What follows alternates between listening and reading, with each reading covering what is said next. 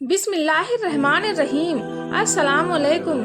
پیارے دوستوں، اللہ تبارک تعالیٰ نے حضرت آدم علیہ السلام کے بعد حضرت حوا علیہ السلام کو پیدا فرمایا اور یوں نسل انسانی کی تخلیق ہوئی، جس کی ابتدا حضرت آدم علیہ السلام کو مٹی سے پیدا فرمانے کے بعد ہوئی۔ دوستوں، حضرت آدم علیہ السلام کو اللہ تبارک تعالیٰ نے جنت کے اندر تخلیق فرمایا اور حضرت آدم علیہ السلام جنت کے اندر اکیلے انسان تھے اور ان کے جن سے کوئی بھی انسان موجود نہ تھا کہ جس کے ذریعے حضرت آدم علیہ السلام انسیت حاصل کرتے۔ چنانچہ آپ اپنے دل کے اندر سوچا کرتے کہ کاش میرا بھی کوئی ہم جنس بشر ہوتا تاکہ میں بھی اس سے انسیت حاصل کرتا، اور اللہ تبارک تعالیٰ خوب جانتا تھا جو کہ حضرت آدم علیہ السلام کے دل کے اندر چل رہا تھا۔ جب حضرت آدم علیہ السلام سو رہے تھے تو ان کے جسم سے حضرت حوا علیہ السلام کو بائیں پسلی سے پیدا فرمایا تاکہ آپ حضرت حوا علیہ السلام سے انسیت حاصل کر سکیں۔ چنانچہ جب حضرت آدم علیہ السلام بیدار ہوئے تو آپ نے حضرت حوا علیہ السلام کو اپنے سامنے دیکھا تو ان سے سوال کیا کہ تم کون ہو؟ تو انہوں نے جواب دیا کہ میں عورت ہوں۔ چنانچہ پھر حضرت آدم علیہ السلام نے پوچھا کہ اللہ تبارک تعالیٰ نے تجھے کیوں پیدا فرمایا ہے؟ تو انہوں نے جواب دیا کہ اللہ تبارک تعالیٰ نے مجھے آپ کی تسکین کے لیے پیدا فرمایا ہے تاکہ آپ میرے قرب سے سکون حاصل کر سکیں۔ دوستو، یہی وجہ ہے کہ حدیث پاک میں حضور اکرم صلی اللہ علیہ وسلم نے کنوارے لڑکے اور لڑکی کو مسکین قرار دیا ہے، کیونکہ دونوں کا موہ مونس نہیں ہوتا، لہٰذا ان کی جلدی شادی کر دینی چاہیے تاکہ وہ میاں بیوی ایک دوسرے کے قرب سے سکون پا سکیں۔ دوستوں، بعض روایت کے اندر آیا ہے کہ حضرت آدم اور حوا علیہ السلام جنت کے اندر خوشی خوشی رہتے تھے اور وہاں پورے زندگی گزار رہے تھے۔ پیارے دوستوں، لیکن یہ بات یاد رکھیں کہ اللہ تبارک تعالیٰ نے جنت میں حضرت حوا علیہ السلام کی تخلیق سے پہلے ہی حضرت آدم علیہ السلام کو ایک درخت کے قریب جانے اور پھل کھانے سے منع فرما دیا تھا، جبکہ بعض روایت کے اندر اس واقعے کو اس طرح سے ذکر کیا گیا ہے کہ حضرت آدم علیہ السلام جب جنت کے اندر رہتے تھے تو ان کا کوئی مونس و غم خار نہیں تھا، کیونکہ آپ جن سے بشریہ سے اکیلے انسان موجود تھے۔ چنانچہ آپ دل کے اندر یہی چاہت تھی کہ کاش میرے جن سے کوئی اور بھی ہوتا کہ جس کے قرب سے میں تسکین حاصل کرتا۔ تو اللہ تبارک تعالیٰ نے حضرت آدم علیہ السلام پر نیند کا غلبہ فرمایا۔ یہ بات یاد رکھیں کہ یہ پہلی نیند تھی جو کہ بنی آدم پر طاری ہوئی۔ چنانچہ اسی روایت کے اندر اللہ تبارک تعالیٰ نے حضرت حوا علیہ السلام کو حضرت آدم علیہ السلام کی بائیں پسلی سے پیدا فرمایا۔ چنانچہ جب حضرت آدم علیہ السلام بیدار ہوئے تو آپ نے اپنے سامنے ایک ایسی بشر عورت کو دیکھا جو کہ آپ سے بہت زیادہ مشابہت رکھتی تھی اور جن سے بریت کے اندر زیادہ حسین جمیل تھی۔ چنانچہ حضرت آدم علیہ السلام نے جیسے ہی حضرت حوا علیہ السلام کو دیکھا تو آپ سب کچھ جان گئے کہ یہ کیوں اور کس وجہ سے پیدا ہوئی ہے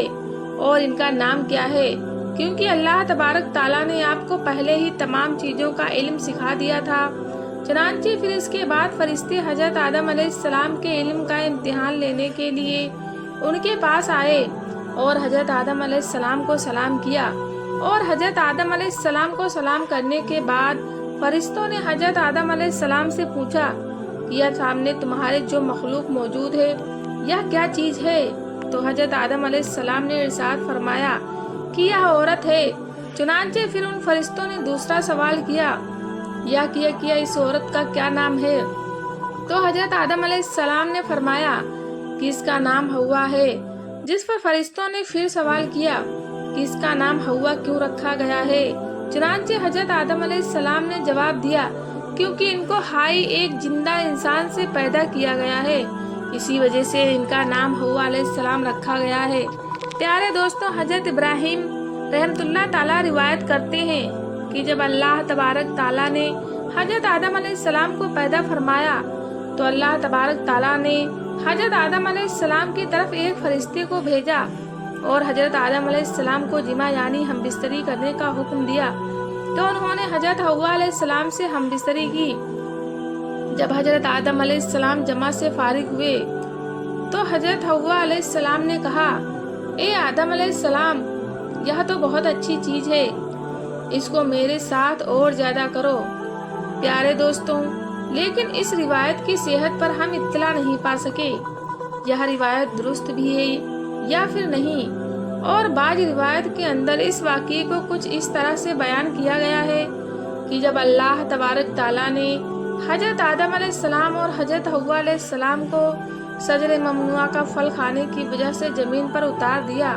تو وہ کافی عرصے تک ایک دوسرے سے جدا رہے۔ چنانچہ حضرت آدم علیہ السلام اللہ تبارک تعالیٰ کی محبت اور اپنے اس اجتہادی خطا پر بہت زیادہ گریہ زار فرمایا کرتے تھے۔ چنانچہ آپ کی رونے کی شدت کی وجہ سے ایک دن حضرت جبرائیل علیہ السلام نے اللہ تبارک تعالیٰ کی بارگاہ کے اندر حضرت آدم علیہ السلام کی سفارش کی، جس پر اللہ تبارک تعالیٰ نے حضرت آدم علیہ السلام کے دل کے اندر توبہ کرنے کے طریقے کا ایقاع فرمایا کہ میرے پیارے حبیب حضور اکرم صلی اللہ علیہ وسلم کے وسیلے سے میری بارگاہ کے اندر توبہ کرو تو میں تمہاری توبہ قبول کر لوں گا۔ چنانچہ پھر اسی طرح سے حضرت آدم علیہ السلام نے اللہ تبارک تعالیٰ کی بارگاہ کے اندر توبہ کی تو اللہ تبارک تعالیٰ نے ان کی توبہ کو قبول کرتے ہوئے حضرت جبرائیل علیہ السلام کو خوشخبری سنانے کے لیے بھیجا۔ چنانچہ حضرت جبرائیل علیہ السلام حضرت آدم علیہ السلام کے پاس آئے اور ان کی توبہ کی مقبولیت کی خوشخبری ان کو سنائی، اور پھر حضرت آدم علیہ السلام کو لے کر آپ مکہ مکرمہ تشریف لے گئے اور وہاں پر کعبۃ اللہ شریف کی حضرت آدم علیہ السلام نے بنیاد رکھی اور حجر اسود کو بھی پتھر نصب کیا جو کہ آپ کے ساتھ جنت سے آیا تھا۔ اس کے بعد حضرت جبرائیل علیہ السلام نے حضرت آدم علیہ السلام اور حضرت حوا علیہ السلام کی مدینہ عرفات کے اندر دونوں کی ملاقات کروائی۔